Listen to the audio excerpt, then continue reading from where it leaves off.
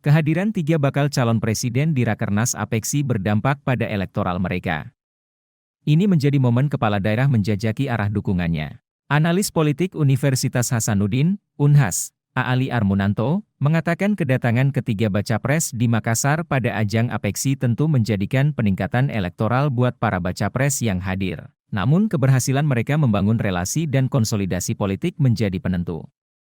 Namun Ali mengemukakan, bukan hanya kehadiran mereka pada kegiatan Apeksi yang mendongkrak elektoral. Salah satu faktor yang berperan adalah latar partai para kepala daerah yang akan mendrive langkah ataupun pilihan politik mereka dalam Pilpres.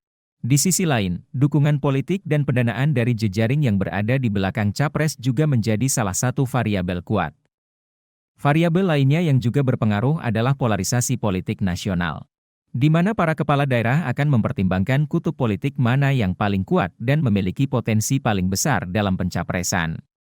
Lalu variabel yang lain adalah jaminan kepastian ataupun keamanan karir politik mereka.